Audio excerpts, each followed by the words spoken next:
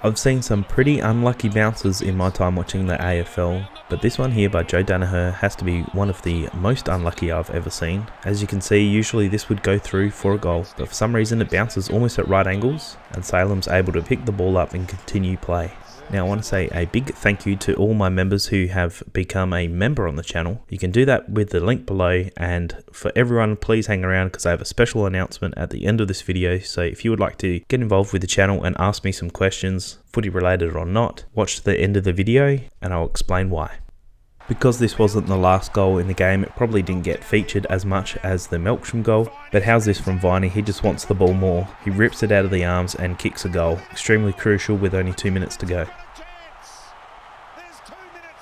I found this one to be a little bit funny. You see, O'Meara is tackled without the ball, but the advantage is taken by Aish, and he kicks it towards Tracy, who wasn't aware that it was, so everyone just sort of stopped. Sometimes you see the umpires just keep yelling out, advantage, advantage. I don't think I've seen too many that are let go for this long and then called back.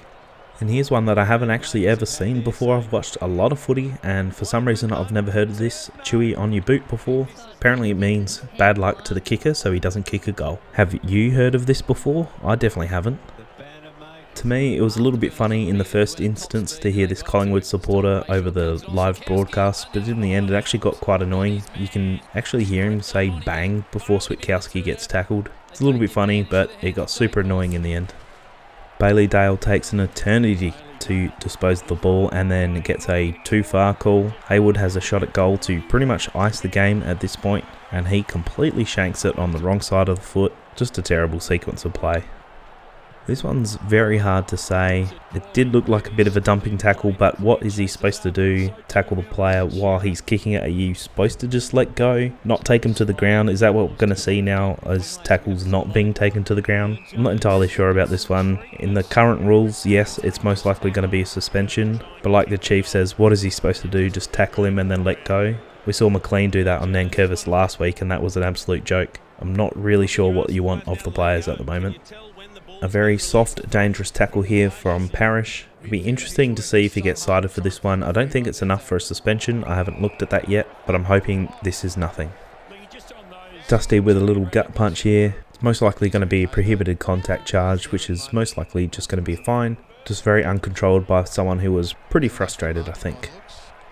I think this is pretty much the pure definition of an oddity in AFL. You can see Gryan Miers has the ball after taking a mark. He just completely drops the ball and Hobbs picks it up. Gryan Miers tackles him and apparently Hobbs doesn't make a genuine attempt, and then Gryan Miers gets the ball again for a free kick. Is this stat padding or what? This is so odd. This probably has to be one of the worst calls I've seen in a very long time. You can see that Buddy's holding on to Gardner's shirt. Gardner is sort of squeezing Buddy's arm down a little bit, but you can clearly see that Buddy's got a full fist of Gardner's jumper and somehow it's a free against him. If that's not favouritism, I don't know what is. Barrass goes in for an absolutely awesome mark here, but he loses control and actually sort of flips over halfway through the air and he kicks the ball. Does that count as a disposal?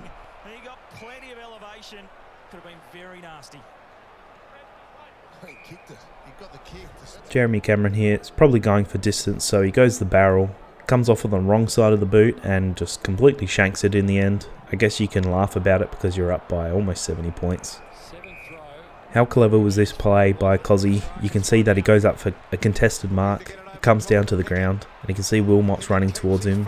So as Wilmot runs past, he just traps the ball, holds it on the ground for that millisecond, which makes Wilmot run past the ball. Kozzie can pick it up and he ends up kicking a goal. Absolutely brilliant individual play here. The commentators were just pumping up how good Todd Marshall is at kicking a goal, and then he produces this. You can hear the umpires just absolutely snicker at this. That's the pure definition of a shank. The standard AFL goalpost is apparently 15 metres tall, and you can see that this kick pretty much doubles it. So Gawn has not only kicked a 50 metre bomb, but he's also kicked it 30 plus metres in the air. Do you think he meant to do that, or was it a shank?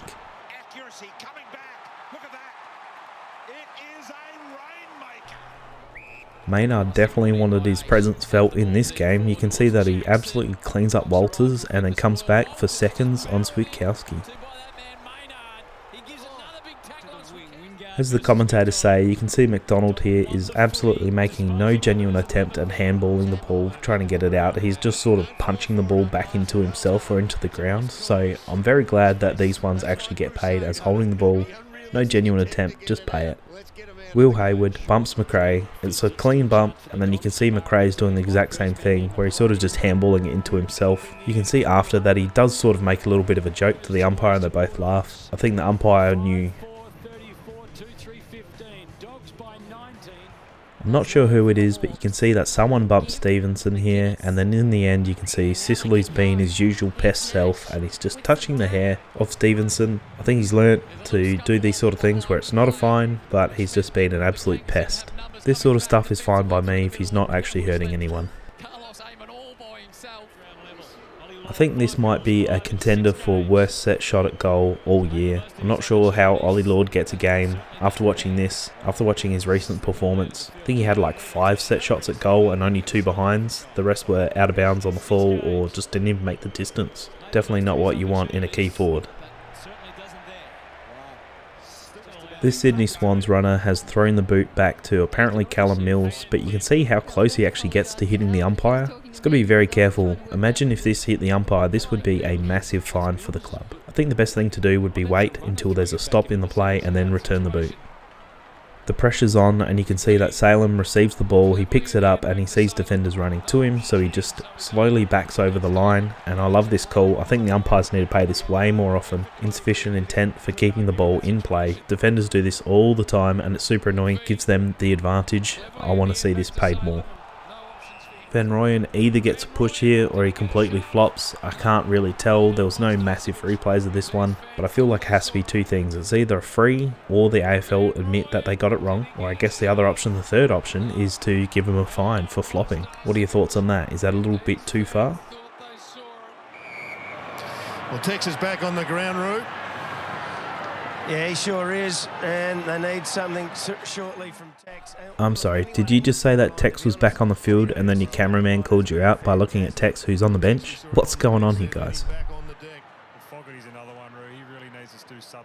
For some reason, Weitering didn't kill the ball here. He keeps it in play, and then Port Adelaide are able to kick a goal. Very strange decision. He might have fumbled it a little bit, but all he had to do was get the fingers on it and just tap it over the line, and it would have been a behind instead of a goal.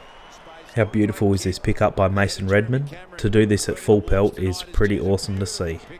I haven't seen the injury report or the MRO's report on this, but it does look like Brayshaw's head does make contact with the ground, so do you think Rayner will be in a little bit of trouble here, either a fine or a suspension? What do you think?